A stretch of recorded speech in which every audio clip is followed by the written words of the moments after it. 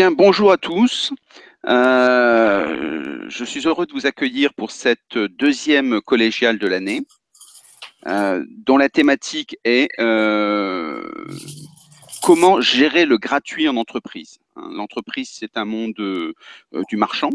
Donc, parler de gratuit pose des interrogations, avec des interrogations pour les organismes de formation, parce que si tout est gratuit, ben, comment est-ce qu'on fait de l'argent?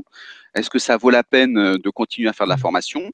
Nous aurons le plaisir d'aborder ces sujets, mais aussi pour le responsable de formation, comment gérer le gratuit, sachant que les budgets sont calculés à partir des montants marchands. Donc, comment est-ce qu'on assure la traçabilité? Énormément de questions qui intéressent particulièrement les entreprises, puisque le gratuit, c'est quand même un des changements majeurs du début de ce siècle en formation. Alors, pour répondre à cette question, on a la chance d'avoir Éric Delcroix. Éric Delcroix, c'est deux bonnes raisons de l'inviter. La première, c'est que c'est un expert émérite, reconnu, un influenceur du web, un influenceur des questions de e-learning. Vous avez pu voir qu'il a été noté comme meilleur influenceur sur certains réseaux sociaux. Donc, quelqu'un qui apporte sa contribution. Donc, c'est à ce titre-là. Et puis, le deuxième élément, c'est aussi une des personnes qui a accepté de porter le projet de la FEN dès le démarrage, en apportant son expertise. Donc, un grand merci à Eric. En démarrant avec une question assez simple et assez large, finalement, comment est-ce que tu perçois le gratuit pour l'entreprise? Alors, c'est une bonne question, comment je perçois pour l'entreprise, parce que en France, pour l'instant, le gratuit est pratiquement pas utilisé, mais on va voir au fil de la présentation. Je vais parler d'un phénomène qui a existé aux États-Unis notamment. C'était le rédacteur en chef de Wire qui a écrit un bouquin sur le modèle du gratuit. C'est un modèle économique en réalité qui est derrière, qui est plus ou moins envisageable. Et c'est ce qu'on va découvrir un petit peu aujourd'hui en même temps, et on essaiera de l'adapter par rapport à la formation. Alors, je vais pas revenir sur qui je suis parce que tu viens de me présenter très bien, donc je ne vois pas pourquoi je te referai à nouveau. Mais je voudrais juste faire un petit détour justement pour reparler des réseaux sociaux parce qu'en fait, tout a émergé avec l'apparition de ces réseaux sociaux. Et les réseaux sociaux, pour moi, c'est trois verbes.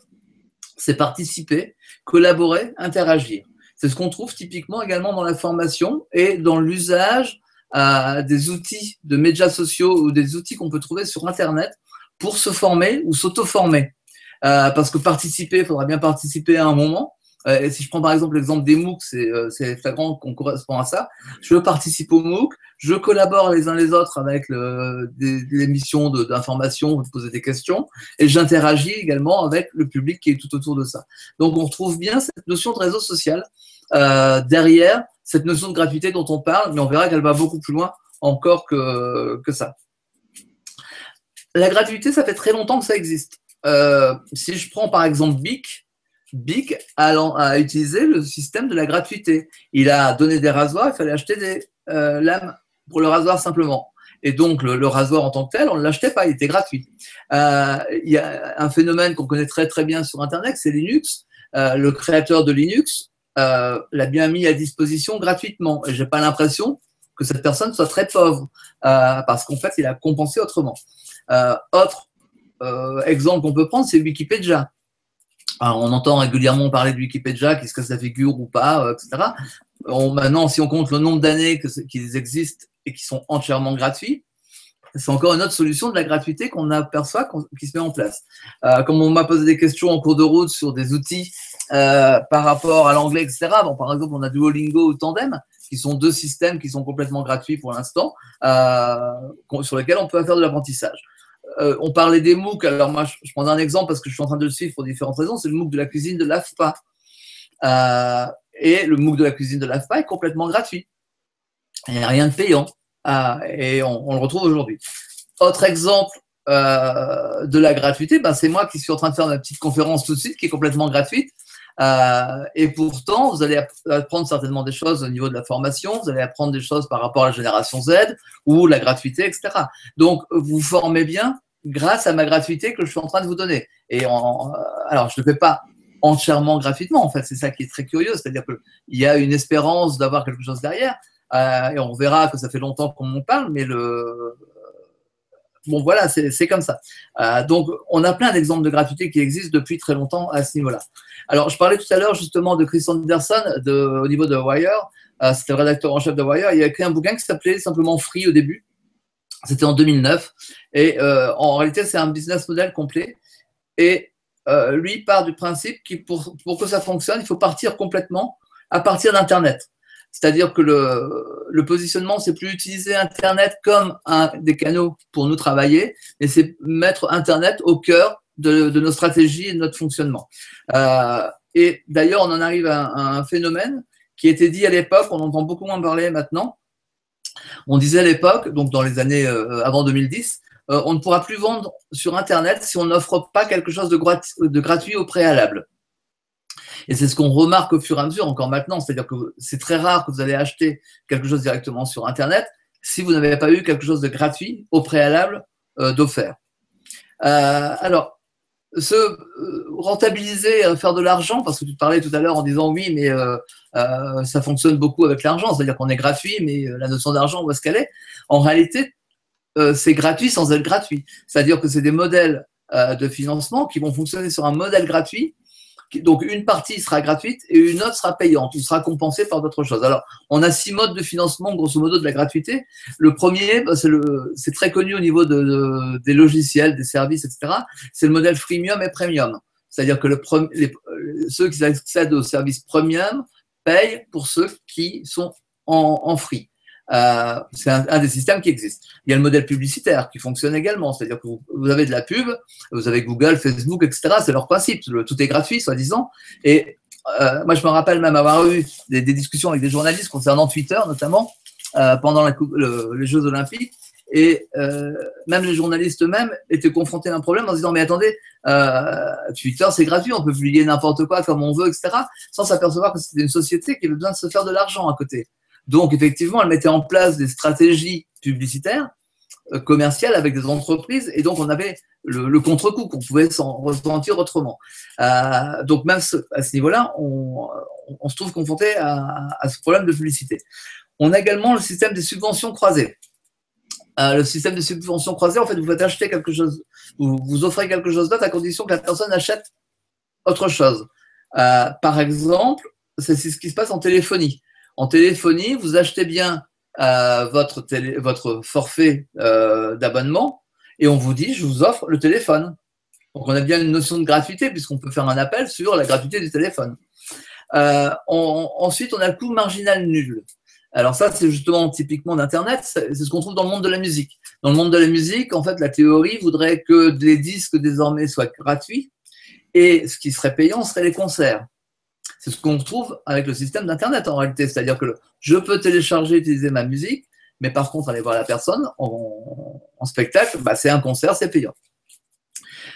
Ça peut être l'échange de travail, ça peut être l'économie du don. Ça, par exemple, Wikipédia, on en parlait tout à l'heure, c'est les gens font bien des dons de leur temps de travail pour Wikipédia. Et l'échange de travail, ça s'entend tout seul. C'est-à-dire que vous produisez quelque chose et quelqu'un d'autre produit quelque chose. On a des selles qui existent au niveau des quartiers, par exemple, où les gens peuvent intervenir, travailler pour quelqu'un d'autre, faire, je ne sais pas, une réparation électrique. Et la personne chez qui on a fait la réparation électrique est prof d'allemand, donc peut donner un cours d'allemand. Voilà, c'est des systèmes comme ça qui peuvent se mettre en place aussi, mais c'est un système de gratuité également. Donc je disais tout à l'heure que ça ne datait pas d'aujourd'hui, je prenais l'exemple de Bic, et me concernant directement, même ça ne date pas d'aujourd'hui, puisque autour des années 2005, même un peu avant, moi j'avais des journalistes qui venaient, à l'époque c'était les blogs, tout le monde parlait des blogs de tous les côtés, et les journalistes me disaient, mais à quoi ça sert que tu publies toutes ces informations dans les blogs? Qu'est-ce que ça t'apporte? Et moi je leur disais, je ne sais pas à quoi ça sert, mais je vois ce que ça me rapporte.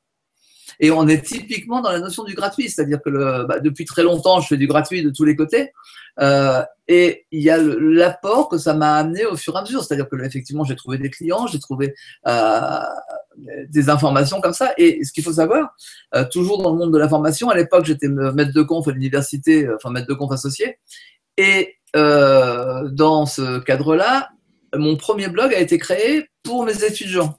C'est-à-dire que mes étudiants ont dit, en fin d'année, la première année que je les ai eus, comment on fait l'année prochaine? On n'est plus là, c'était Master 2.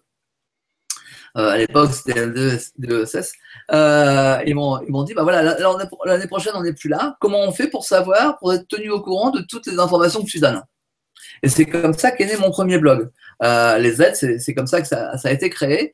Bon, il a évolué depuis le temps, maintenant je m'en occupe beaucoup moins. Mais donc on a bien cette notion de dire je viens partager mes informations, je reviens à mes 3 verbes de tout à l'heure, hein, partager, collaborer, interagir. Et je reviens à cette notion-là. J'ai eu le même phénomène également, par exemple, quand j'ai commencé à publier mes bookmarks, mes signets de navigation d'Internet. En ayant très peur, en disant oh, attention, tout le monde doit savoir ce que j'ai trouvé moi comme information. En fait, c'était simplement diffuser ma veille en quelque sorte. Et donc j'ai commencé petit à petit et très rapidement j'ai eu des retours. C'est-à-dire qu'il y a des gens qui ont vu que je m'intéressais à un domaine.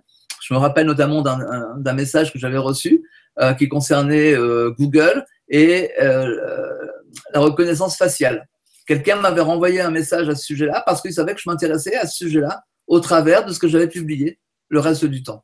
Donc, on trouve bien des informations comme ça qui sont complémentaires, qui s'agrègent les unes aux autres.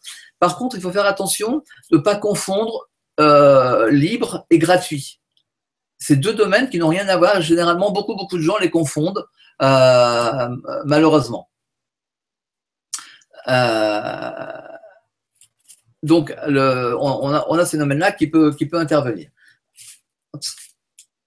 Le domaine de la gratuité, notamment au niveau de la formation, se recoupe avec une autre notion qui est celle de l'autodidacte. En réalité, pour apprendre tout seul sur Internet, on est autodidacte par nature, puisqu'il n'y a pas d'environnement qui est prévu au point de départ. Alors, l'autodidacte, c'est quoi? C'est un spécialiste non généraliste. C'est-à-dire que, à la différence des autres, il ne va pas suivre une formation comme tout le monde, c'est lui qui va venir piocher, prendre ses informations. Et donc, à partir de ce moment-là, il va choisir le support et l'information qui lui convient.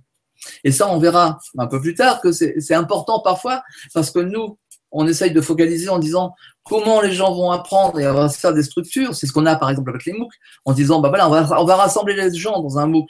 Mais c'est pas dit que les gens vont suivre tout le MOOC. De toute manière, c'est ce qui se passe généralement, ça se désagrège au fur et à mesure. Mais en plus de ça, est-ce que toutes les informations vont l'intéresser ou pas? Ça va être un problème. C'est-à-dire qu'il va sélectionner, il va venir piocher dans ces modules d'information. La deuxième étape qu'il va se faire, donc il trouve son support et l'information qui lui convient, il va tester. Ça, c'est la première chose que les personnes font, ils testent. Et c'est ce qu'on trouve dans les MOOC, hein, les premières leçons, tout le monde participe, il y a plein de gens. Puis après, au fur et à mesure, ça diminue parce que ça ne convient pas ou il y a des trucs qui ne marchent pas. Et en réalité, ce qu'on fait quand on est autodidacte, alors, j'en parle d'autant plus facilement que je suis un pur autodidacte depuis très longtemps dans plein de domaines. En fait, c'est qu'on étudie les bases et après, on sélectionne ce qui nous intéresse réellement. Et c'est pour ça qu'on n'est pas généraliste, parce qu'on ne peut pas aller de tous les côtés, mais on se spécialise systématiquement. Et c'est très marrant parce que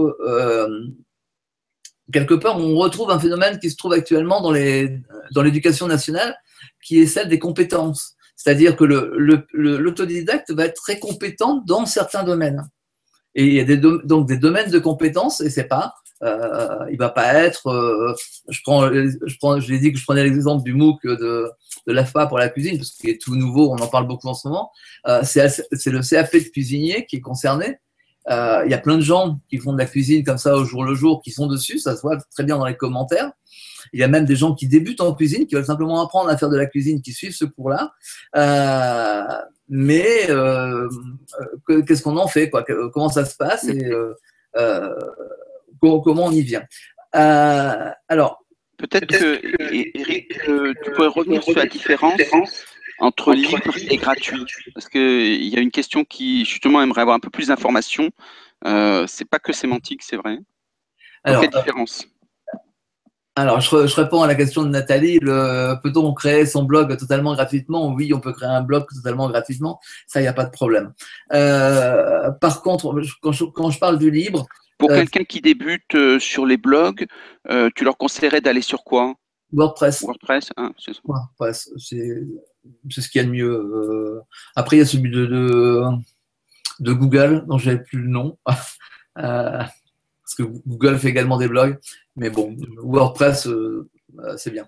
Alors, il faut faire attention, quand je parle de libre, ce sont des applications. Par exemple, quand je parle de WordPress, c'est une application qui est libre, c'est-à-dire que le code a été mis à disposition de tout le monde peut travailler dedans.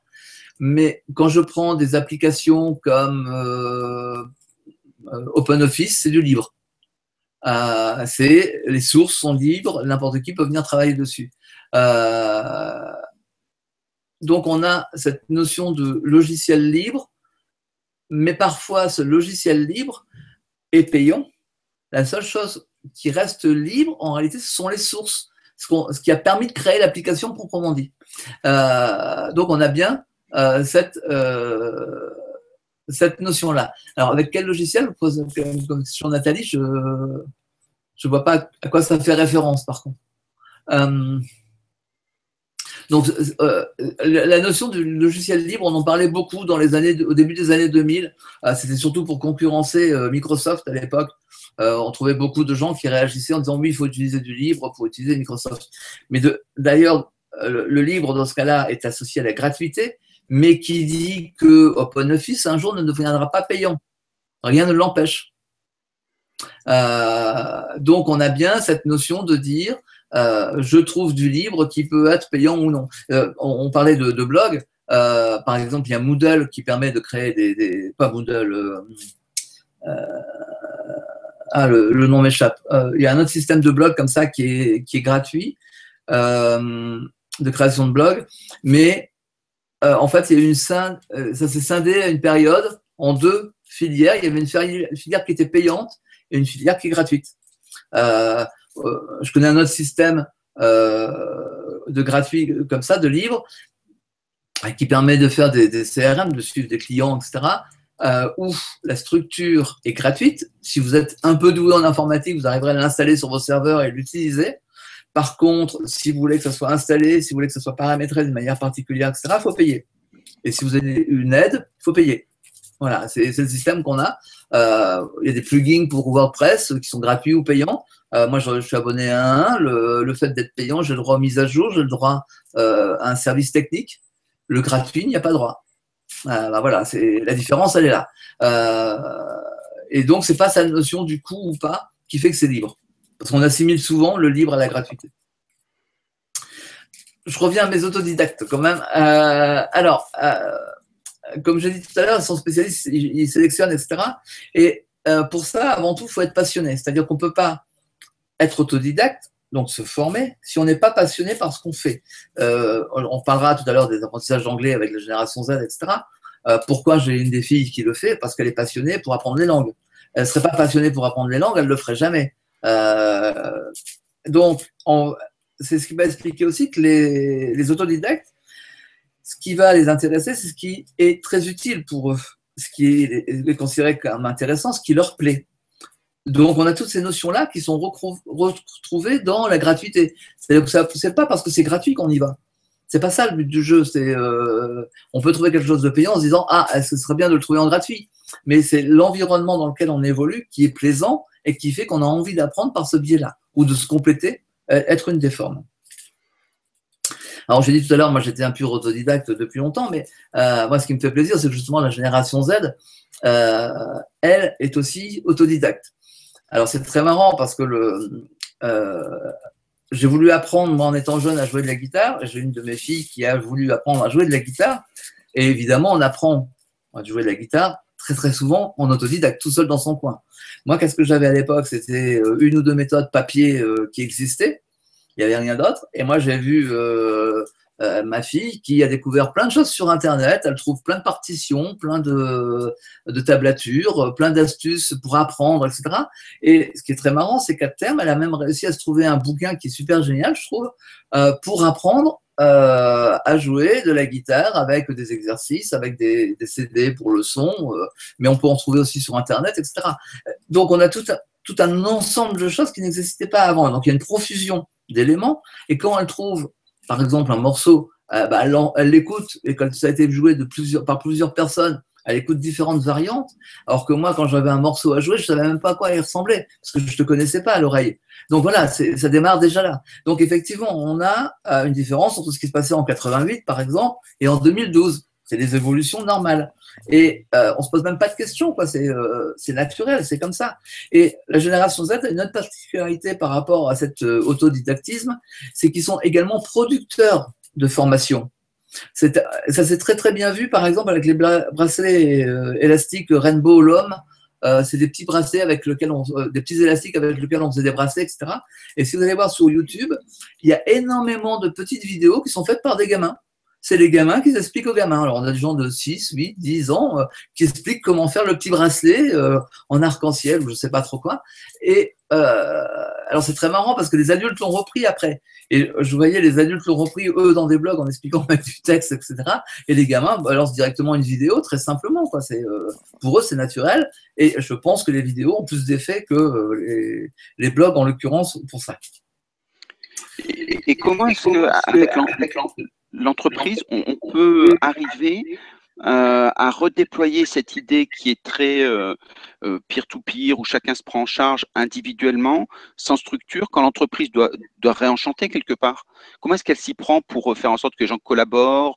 C'est pas forcément évident?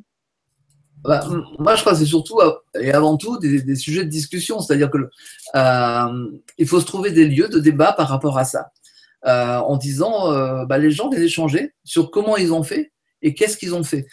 Je prends un cercle plus petit, évidemment, je prends mes filles, je les vois, elles sont continuellement en train de discuter en disant « Ah bah tiens, j'ai trouvé tel site qui permet de réviser telle matière. Ah bah tiens, j'ai trouvé tel site qui permet de faire tel truc. » Et c'est un dialogue constant. Et c'est ça qui manque, je pense, pour créer une émulation, pour créer une discussion, pour créer une émulation les uns les autres en se disant bah tiens, des trucs tout bêtes, hein, par exemple dans Tandem, je les entends parfois, elles se confrontent en disant ah, t'as discuté avec combien de personnes aujourd'hui? Voilà, et ben c'est ça, en entreprise, c'est la même chose. Et en plus de ça, ça va être très marrant parce qu'ils vont trouver des personnes qui sont identiques, par exemple. Ils vont se dire, ah bah oui, je l'ai vu aussi, j'ai discuté aussi avec elle. Et la personne, c'est pas que c'est deux sœurs, mais c'est pas grave. Donc en entreprise, c'est le même système, c'est-à-dire qu'on peut aller sur des systèmes comme ça. Je parlais tout à l'heure de tester aussi, de dire comme ça, je viens tester pour voir si ça me convient. Les uns les autres, on va tester en disant, bah, je t'ai trouvé tel truc qui est bien pour toi. C'est aussi sous cette forme-là. Je ne crois pas, c'est ce que j'ai abordé justement, je ne crois pas qu'il faille focaliser sur les moyens. Dans les questions qu'on nous a posées en préalable, on nous a dit oui, qu'est-ce qu'il faut comme outil pour apprendre l'anglais? C'est quoi les logiciels? Alors moi, ça m'avait déjà fait sourire parce qu'en fait, c'est pas une question de logiciel. Parce que les logiciels, un logiciel, c'est quelque chose que je vais mettre sur un ordinateur. Donc, on peut en faire du gratuit dedans, mais c'est plus difficile déjà sur un ordinateur, etc. Le gratuitiel qu'on est en train de parler, c'est plus sur Internet de manière générale que je viens de découvrir. Et je crois qu'il ne faut pas se focaliser sur un type d'outil. Le type d'outil, quand je voyais le logiciel, je me disais oui, mais c'est aussi un moyen de surveillance.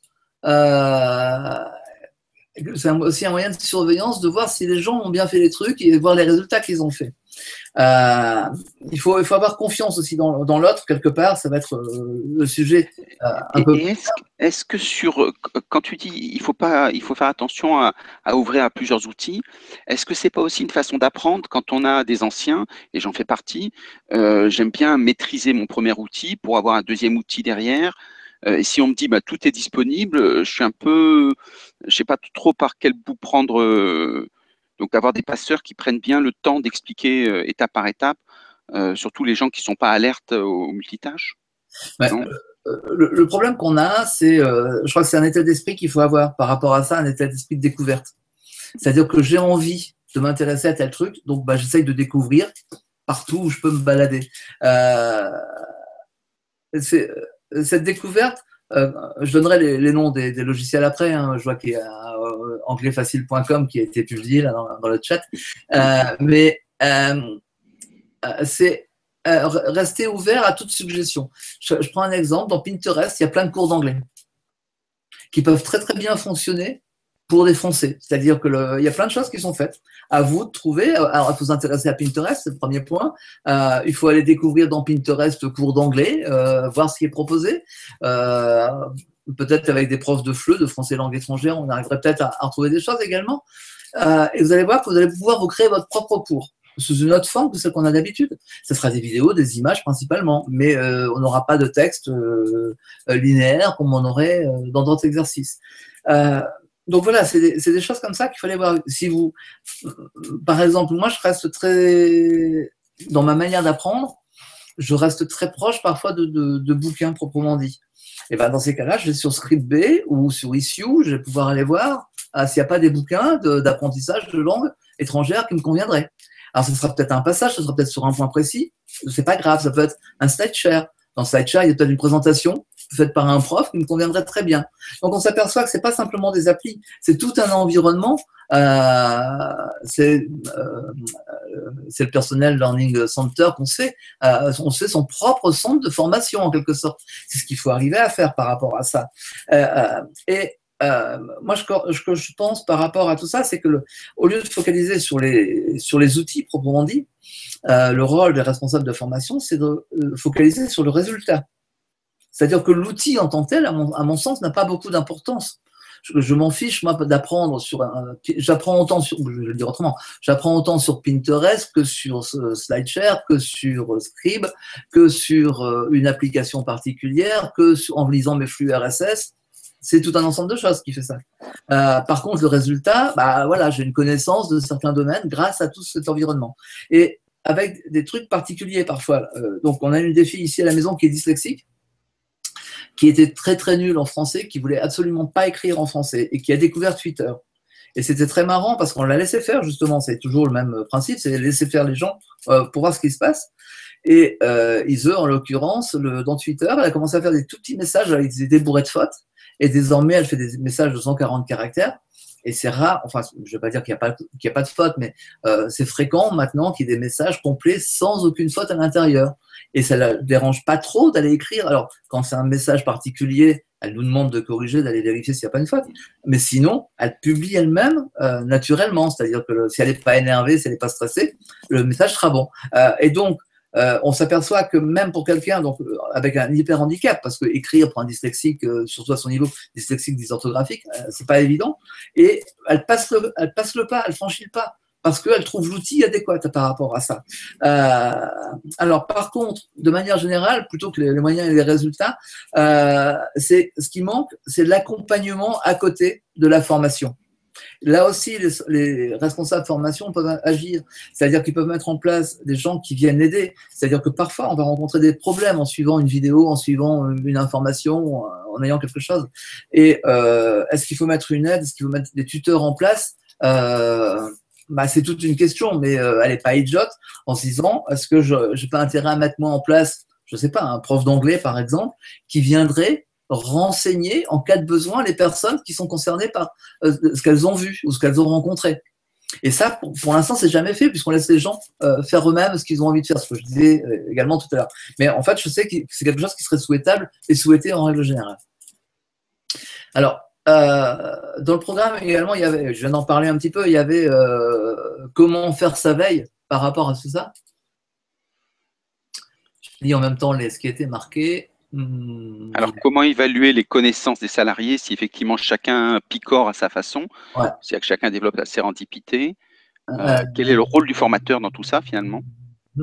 Alors, un atelier d'apprentissage de Pinterest était prévu par la FEN, il y a intérêt.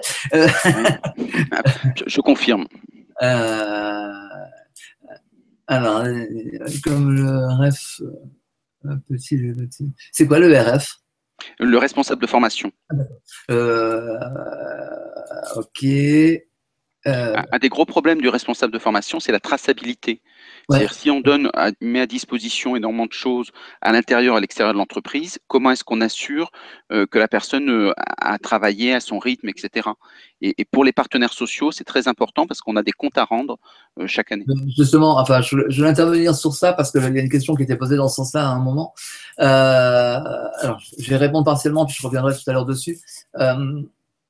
Moi, ça me dérange beaucoup, cette notion d'évaluer les connaissances des salariés. Pourquoi? Parce que j'étais pendant très longtemps formateur. Et comme formateur, évidemment, on devait remplir, enfin, les gens remplissaient leur fiche d'évaluation en disant j'ai compris, j'ai pas compris. Et parfois, les formateurs eux-mêmes sont obligés de remplir une fiche en disant la personne, quel est son niveau, etc. Très généralement, alors là, je vais faire bondir les gens, c'est complètement bidon. C'est-à-dire qu'on met pour que ça arrange, quoi. Et moi, très rarement, j'ai mis des avis négatifs. Ça m'est arrivé une fois, c'était dans le cadre de la SNCF, parce que vraiment, en plus de ça, j'avais prévenu en amont, c'est-à-dire que c'est une formation relativement longue. J'avais prévenu très tôt, la SNCF n'avait pas bougé à l'époque, et à la fin, ils se sont aperçus, quand ils ont mis la personne sur le boulot qu'elle devait faire, qu'elle était incapable de le faire. Et ça faisait 3 mois que je l'avais dit, quoi. Voilà, donc cette évaluation des connaissances, elle est très complète. En plus de ça, généralement, on l'a donnée pour l'ensemble des personnes. Et maintenant, il y a beau y avoir comment sont évaluées les compétences. Je peux vous dire que je continue à faire de la formation pour des centres de formation qui sont rattachés avec les structures des RFP, etc. On répond des choses, mais qui n'ont ni queue ni tête quelque part. Donc, pourquoi vouloir focaliser sur le résultat de l'évaluation des connaissances des salariés? Parce qu'on est sur des gratte-ciel, on est sur de l'Internet, on n'arrive pas à suivre réellement par rapport à quelque chose qui est à côté. Je reprends le MOOC, parce que le MOOC, c'est l'exemple flagrant de ce qui se passe par rapport à ça. Le MOOC de l'AFPA, je peux répondre au questionnaire, il faut 75% des questions qui soient valides. Je peux répondre au questionnaire, mais comme j'ai mes cours à côté et que le temps n'est pas si compté que ça et que je suis assez rapide pour ça, je vais regarder les réponses dans les polycopiés qu'ils m'ont envoyés, dans les PDF. Et donc, je réponds avec les PDF. Donc, évidemment, je suis au-dessus de 75% facilement. Qu'est-ce que ça signifie concrètement? Est-ce que, alors, pour ma gloriole personnelle, oui, ça m'amuserait beaucoup d'avoir le CAP, le certificat du MOOC, du CAP, de cuisinier. Pour mon honneur, ça serait bien. Dans la réalité, je considère que je ne l'aurais pas parce qu'en fait, il y a des trucs qui me gonflent à apprendre, je ne l'apprendrai absolument pas. Je regarderai quand je vais répondre, c'est tout. Et je le sais d'avance. Donc voilà, on est à ce système-là. Donc c'est vrai, on a le problème du suivi de la formation. Et la même chose, vous avez un autre problème qui est que même si vous faites des examens, qui réellement répond derrière? Est-ce que c'est la personne qui est concernée ou c'est quelqu'un d'autre? Alors, on a déplacé le problème en disant, c'est pas grave, on va faire passer des examens dans des centres certifiés. C'est ce qui existait avant pour les certifications. Moi, je fais une certification Adobe, j'ai été dans un centre particulier avec des ordinateurs, une série de questions, je réponds, et effectivement, j'ai ma carte d'identité, j'ai tout. Je suis certifié Adobe. Mais ça a un coût, ça, par exemple, parce qu'il y a une mise en place particulière, etc. Donc, effectivement, on a ce souci-là. Mais je reviendrai un petit peu plus tard. Quitte du rôle de formateur dans ces espaces, le formateur, à mon sens, n'a rien à faire dedans. Parce que le formateur n'est pas qualifié, entre guillemets, pour aider ces gens-là. C'est-à-dire qu'on peut mettre en place des tuteurs, mais qui n'ont rien à voir avec des formateurs. Le tuteur vient en aide, le formateur explique et donne des formations. Donc,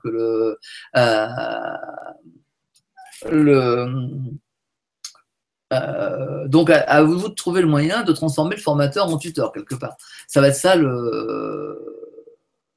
Et effectivement, la question était quitte du rôle du formateur dans ces espaces où le stagiaire devient tour à tour apprenant et détenteur du savoir. Et ça rejoint une autre problématique qui est celle qu'on parle beaucoup en pédagogie, de la pédagogie inversée, j'y reviendrai plus tard, où effectivement beaucoup de gens, mais même en formation continue, moi je me rappelle dans les formations Photoshop, ça fait très longtemps que je faisais de la formation inversée, parce qu'en fait je me basais moi étant formateur, je me basais sur les connaissances des gens.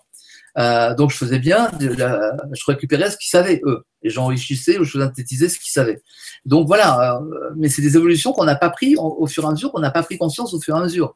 Quand on me demande un perfectionnement, quand on me demandait plutôt un perfectionnement en Photoshop, J'étais bien obligé de faire fonctionner comme ça. Pour l'initial, c'était un peu plus facile. Alors, Marie-Paul, elle écrit focaliser sur le résultat, ok, mais comment l'entreprise s'assure de ce résultat? Je pense que effectivement, c'est l'un des gros problèmes. Comment s'assurer de ce résultat? J'ai fait en préambule, en parlant des autodidactes, en disant oui, mais c'est des gens qui sont intéressés par ce qu'ils font, ils ont envie d'y aller. Si on ne détecte pas cette envie, si on force quelqu'un, c'est comme dans la formation traditionnelle. Moi, j'ai eu des gens dans des groupes, je me rappelle une formation visio sur Reims qui était atroce à ce niveau-là. Il y a des gens qui sont arrivés au début, ils m'ont dit ah, mais on m'a obligé de faire la formation, moi je n'ai absolument pas envie de la faire, et en plus de ça, ça va me donner une surcharge de boulot. Et bien, la personne-là, je peux vous dire qu'elle n'ira jamais voir sur Internet pour apprendre par elle-même.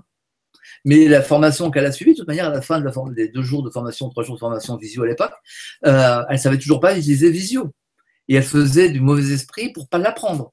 Donc, on a exactement le même problème. Et on retombe sur le problème, comment s'assurer du résultat. En fait, c'est ce que vous faites déjà. Est-ce qu'on pourrait dire que si on travaille sur la motivation, l'envie, ça consiste à marketer en amont la formation pour lui donner de la valeur, pour stimuler, pour trouver quelque chose, un angle? Oui, c'est ce que j'ai raconté par rapport au MOOC en disant le MOOC c'est très marketing, c'est-à-dire que c'est vendu comme ça de toute façon. Et effectivement, il faut marketer la formation en disant formez-vous. Alors, à la différence de maintenant, c'est formez-vous, suivez le stage actuellement qu'on vous dit. Là, ça sera formez-vous, trouvez vos outils, vous venez voir avec nous pour trouver vos outils. Ça va être complètement différent à ce niveau-là parce qu'en fait, les temps de formation sont complètement différents, les moments de formation sont complètement différents. Ça n'a plus rien à voir. C'est très marrant parce qu'on fait de la formation là en ce moment. Il est midi. D'accord? Donc, on n'aurait pas une formation traditionnelle à midi. Et pourtant, vous êtes normalement une cinquantaine, il faudrait qu'on me confirme, vous êtes une cinquantaine a priori à nous écouter. Donc, on a bien ce phénomène-là de dire je décale la formation, je la fais autrement. Et alors Muriel synthétise bien, je trouve, c'est le formateur, c'est un modérateur, facilitateur. C'est tout à fait ça.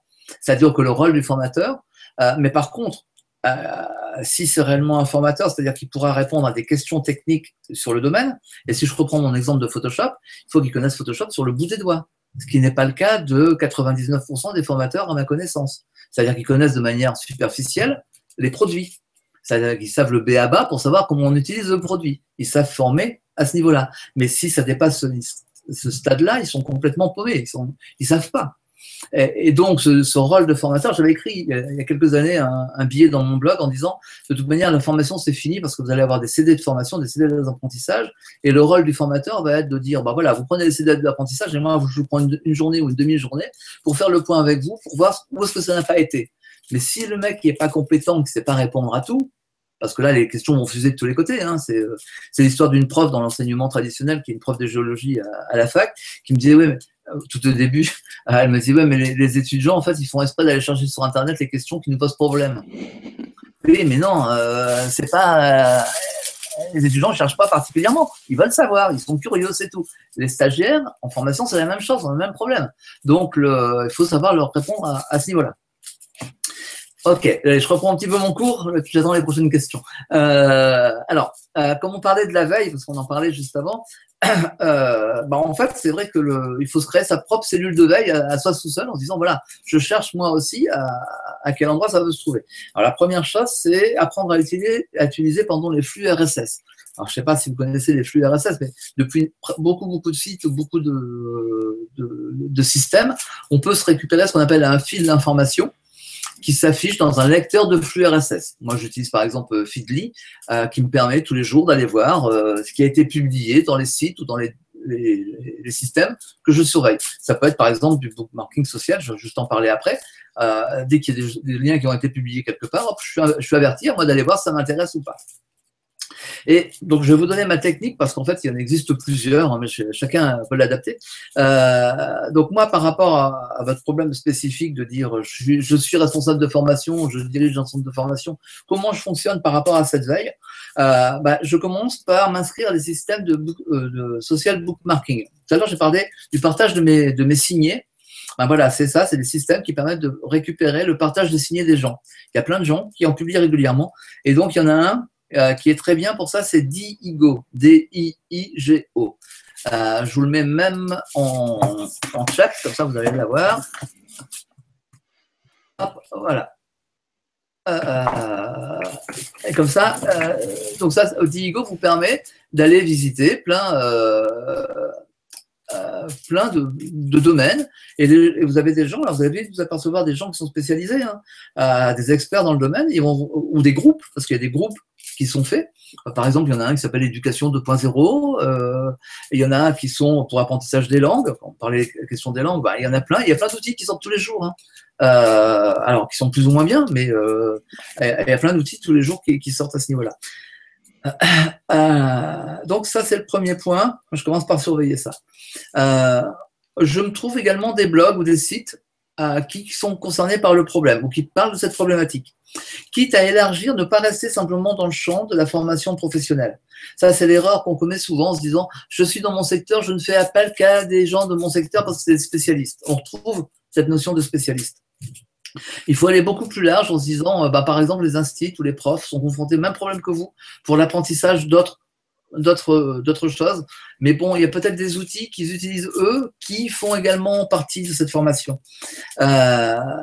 Vous avez également un secteur qui sont les cartes heuristiques ou des tableaux qui donnent des ensembles d'outils dans le monde de la formation professionnelle. Il y en a un, je crois que ça s'appelle Formation 2.0, qui doit exister comme carte heuristique, qui donne plein d'outils comme ça. Qu'est-ce qu'on peut utiliser en Formation 2.0 vous allez voir que vous allez trouver des outils gratuits qui sont dedans à nouveau. Et donc, à nous de les utiliser, de les employer du mieux qu'on peut. Et tout ça, c'est suivi dans un lecteur de flux RSS en général. Ça nous suffit parce que c'est lui qui va donner les informations. Je parlais des cartes heuristiques. Par exemple, moi, je suis abonné à un blog de cartes heuristiques que je connais bien parce que parfois, il donne des informations comme ça sur la formation, sur d'autres systèmes où on peut utiliser des cartes heuristiques. Donc voilà, c'est toujours trouver un ensemble comme ça qui… Alors, même chose qui vous plaît.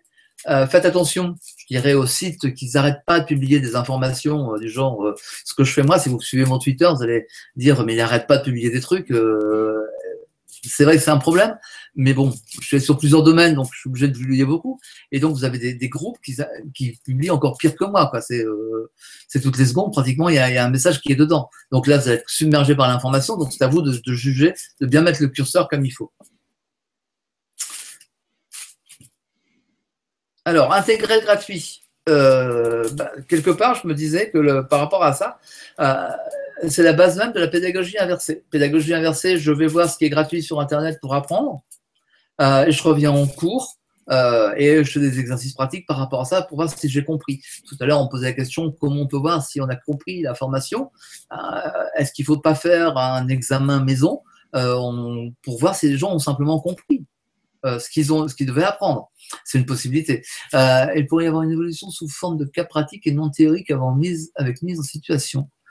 Mais par contre, je n'ai pas le début. Dans mon navigateur, je m'excuse, la question pour les entreprises, il pourrait y avoir une évaluation sous forme de cas pratiques et non théoriques avec mise en situation. Je ne sais pas s'il y a quelque chose avant ou pas dans le chat. C'est sans doute le fait d'être plus maker, c'est-à-dire leur faire faire, plutôt que de réfléchir sur de la connaissance qui est parfois éloignée de leur quotidien. Oui, mais ça, on le retrouve bien, par exemple, avec la génération Z. La génération Z ne s'intéresse qu'à ce qui peut l'aider concrètement. C'est-à-dire qu'il faut les mettre les mains dans la pratique, sinon la théorie, elle s'en fiche complètement. La théorie, elle vient en second plan, alors que généralement, nous, en France notamment, on apprend la théorie et après on vient à la pratique seulement, mais bien longtemps après parfois. Et donc ça c'est dommageable. Donc si c'est ça, oui, effectivement, il faut passer sous des cas pratiques, quoi. C'est ce qu'on verra de toute manière. Et c'est par exemple au MOOC de cuisine de l'AFPA, c'est ce qui leur est reproché par les gens qui ne veulent pas faire le CAP, qui veulent faire simplement du pratique quotidien, la cuisine familiale. Et ça leur est reproché en disant mais c'est trop compliqué votre truc, en fait on ne ferait pas ça comme ça chez nous. Donc c'est très marrant parce qu'il y a toute cette distance qui peut se créer. Donc c'est la base même de la pédagogie inversée, puisqu'en pédagogie inversée, on doit mettre en ligne, on doit trouver en ligne justement les enseignements théoriques ou les enseignements qui devraient être donnés. Et après, c'est à la personne à le reproduire pendant les cours. Alors en présentiel, c'est vrai que c'est dur à intégrer en présentiel le gratuit, c'est-à-dire qu'on qu'on peut mettre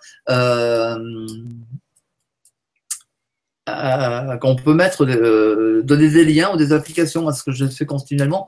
Quand j'étais en cours, quand je trouvais des liens, je leur donnais le lien en disant voilà, allez voir à tel endroit. Vous aurez des compléments d'information à tel lieu. Et après, le blending learning, lui, il est à cheval sur les deux, c'est-à-dire qu'il fait un peu comme la pédagogie inversée, c'est-à-dire qu'on peut donner des éléments, on peut leur dire aux gens, allez voir sur cet endroit-là, et on peut justement, quand les gens reviennent,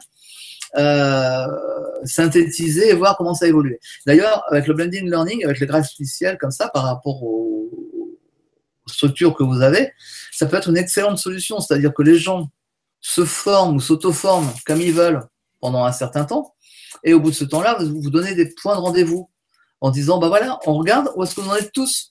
Et on confronte les idées des uns des autres. Tu parlais tout à l'heure de dire comment ça peut évoluer.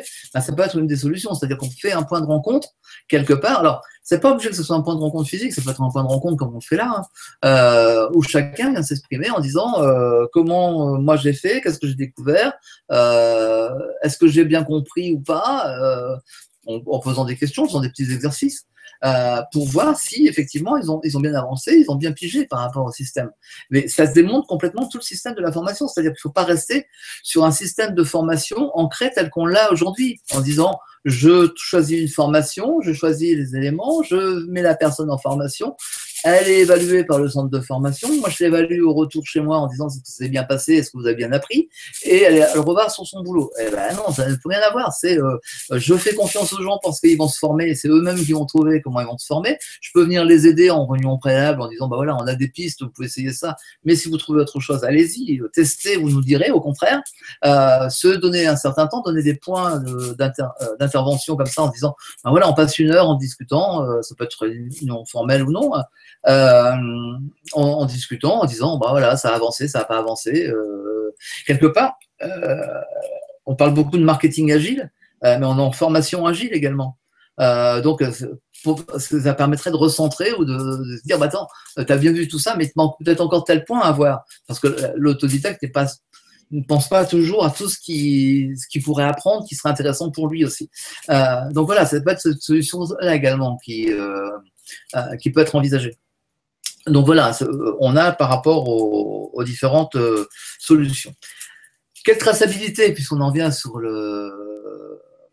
la traçabilité de ce qu'on était. Donc c'est en un, développer la confiance. Et la confiance, alors, dans l'apprenant, c'est-à-dire que l'apprenant, il y en a certaines personnes à qui il faudra monter leur confiance, mais également le directeur ou le responsable de formation doit avoir confiance dans ses salariés, dans ce qu'ils vont apprendre et dans ce qu'ils vont faire. Pas se dire, on le retrouve, c'est un système typiquement français, c'est-à-dire que pourquoi le télétravail a du mal à marcher en France, c'est parce qu'on veut voir la personne qui écrit 3 bouts de papier dessus et qu'on ne lui fait pas confiance qu'elle le fasse chez elle. C'est cette même notion de confiance. Faites confiance un peu plus. De toute manière, avec la génération Z, à mon avis, vous allez avoir besoin de leur faire confiance parce que sinon, vous allez avoir des problèmes. Toujours se rappeler cette notion de plaisir dont je parlais tout à l'heure. S'il n'y a pas la notion de plaisir, les gens n'iront pas. C'est pas facile de tracer, et donc les examens avec les MOOC, on en a déjà parlé, en disant voilà, on le fait dans des centres de certification particuliers. Il y avait une question qui m'avait été posée en préalable, c'est existe-t-il des bons ou des mauvais MOOC et quels sont les principaux sites de MOOC auxquels on peut a priori faire confiance quant à la qualité des informations délivrées? Alors moi, cette question-là, à nouveau, m'a amusé parce qu'en fait, j'ai retrouvé un débat qui existait à l'époque des blogs. À l'époque des blogs, alors moi, je vais répondre à la question, je vais répondre tout de suite, par provocation, complètement, je vais dire, tous les MOOC sont, on peut leur faire confiance quant à la qualité des informations délivrées. Et donc, à l'époque des blogs, ce qui se passait, c'est qu'on ne savait pas qui était l'autorité qui était derrière la création du blog. Donc, on ne savait pas si la personne était une référence ou non pas une référence, s'il était anonyme ou pas anonyme. Et donc, on avait besoin, enfin, certaines personnes avaient besoin de savoir concrètement qui était derrière. Je sais qu'à l'université, quand je l'ai quitté peu de temps avant, ils mettaient en place un système de formation continue comme ça, et c'était très marrant, parce que moi, je leur disais, laissez les gens écrire les contenus, et laissez les étudiants écrire les contenus. Ils seront validés par un système, on s'en fiche, mais laissez-les. Et eux ont été de me dire, non, on ne peut pas, ça ne peut être que les enseignants qui produisent. Voilà, et on tombe dans le problème, c'est-à-dire que il n'y a pas bon ou mauvais, c'est pas ça le système, et c'est pas vous qui direz c'est bon ou c'est mauvais. Le meilleur des systèmes qui existent dans ces cas-là, c'est laisser voter les gens, c'est-à-dire mettre en vote ce qui est bon, ce qui n'est pas bon. Et vous allez voir que ce qui est le meilleur va monter tout en haut. Il pourrait y avoir quelques dérives, mais bon, on peut le surveiller aussi. Mais le meilleur va monter tout en haut. Tout en haut, et donc on pourra choisir sur ça. Et existe-t-il des bons ou des mauvais blogs?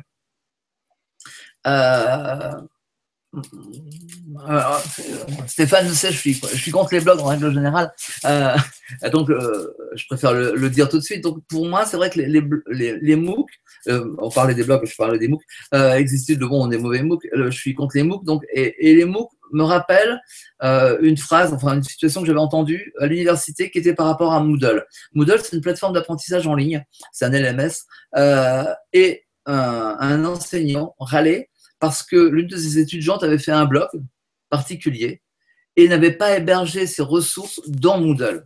Et dans les MOOC, c'est un petit peu ça, l'un de mes problèmes, c'est que les MOOC, c'est un système qui permet toujours d'avoir la main mise sur quelque chose. C'est-à-dire qu'on a l'illusion, en créant un MOOC, qu'on va pouvoir surveiller les stagiaires, les gens qu'on doit former. Et en fait, c'est une erreur parce qu'en fait, on ne surveille rien du tout.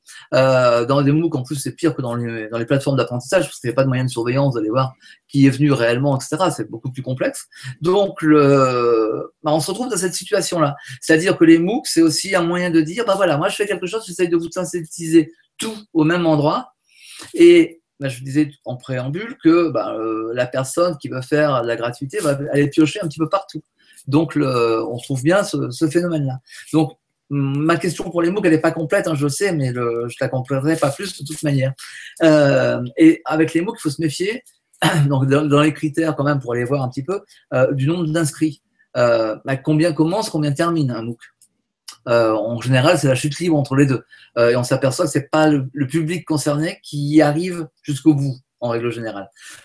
C'est un des problèmes qu'on a des MOOC. À quel public est destiné? Je parlais de mon MOOC de cuisine de l'AFPA. On s'aperçoit que c'est beaucoup de gens grand public. Alors, ça fait bien pour l'image de l'AFPA. C'est très marketing, ça marche bien. Mais ce n'est pas obligatoirement le public à qui c'était destiné. Qui l'a créé? Ça peut être un indice aussi de savoir si c'est purement commercial ou non. Et ce qu'on disait tout à l'heure, attention, les MOOC sont très, très marketing. C'est un outil marketing avant tout, à mon sens. Donc, tout est fait par rapport à ça. Donc, effectivement, on peut voir comment ça se passe. Je vois qu'il y a Muriel qui a mis 2 questions. Alors, sur le sujet de marketing, de la formation, marketing dans le sens mettre en marche et ou séduire nos il y aura, pour les dernières questions, puisqu'on arrive vers la fin de notre entretien, donc tous ceux qui ont eu une dernière question, n'hésitez pas à la poser. Et Eric, le talent, c'est d'arriver à terminer dans l'heure. Il n'y a pas de problème. Ça va marcher les 4 minutes, c'est bon. La génération Z et les autres pour le rapproche de e-learning. Déjà, la génération Z va utiliser. Alors, génération Z de 95-2010 utilise naturellement les réseaux sociaux. Ils utilisent naturellement Google. Pour eux, c'est normal. Ce sont de purs autodidactes à la base. Ils ont les compétences, ils cherchent des compétences. Ils n'ont pas d'horaire de travail. On en revient à notre histoire de dire je viens piocher n'importe quand. Et quelque chose de très important, ils n'ont pas d'encadrement. C'est-à-dire que pour l'instant, ils peuvent encore fonctionner comme ils ont envie. Et ça marche très bien. Parce que justement, il n'y a personne autour d'eux pour leur dire il faut faire comme ci, il faut faire comme ça.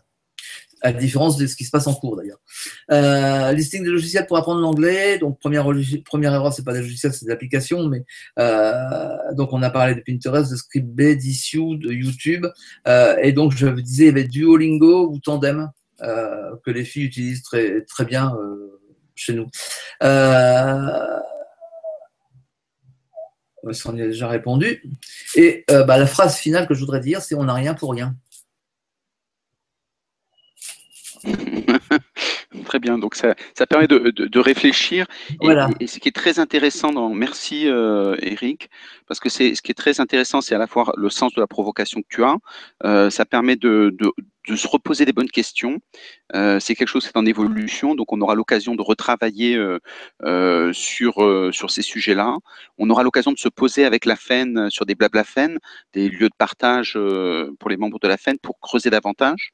de façon à pouvoir tirer le fil des questions qu'on a. Mais l'objectif des collégiales, c'est vraiment faire en sorte que chacun parte avec beaucoup de questions et quelques réponses quand même, hein, et surtout une cartographie pour qu'ils puissent apprendre à dessiner un peu leur chemin. Et c'est très intéressant d'avoir quelqu'un qui a posé une cohérence pour que chacun puisse s'étalonner. Voilà, et c'est cette logique de pair à pair. Donc, merci beaucoup, Eric. Nous aurons l'occasion le 25 mars d'avoir la collégiale suivante, puisque tous les mois, nous avons une collégiale ouverte. Ce sera sans doute Sébastien Monnier qui est président du SEO Camp sur le référencement, et ça nous permettra d'engager une réflexion importante sur tout ce qui est professional branding.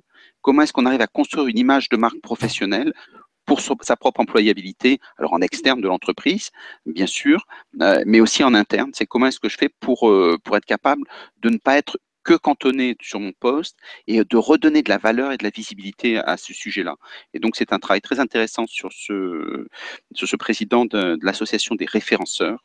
Donc, je vous inviterai vous serez tous sollicités par mail et à vous inscrire au plus tôt, de façon à ce qu'on puisse participer. En tout cas, merci beaucoup à tout le monde. Merci beaucoup, Eric. À très bientôt. Je vais juste rajouter un petit truc avant la fin.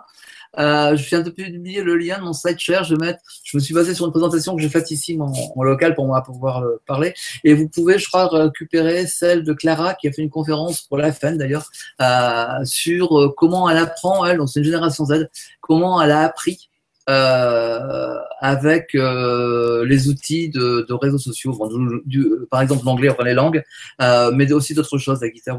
On l'a sur la page Facebook de la FEN. Vous l'avez sur la page Facebook de la FEN, voilà. Donc vous pouvez le récupérer en complément. Merci beaucoup à tout le monde et à très bientôt. Au revoir. Au revoir. Bye.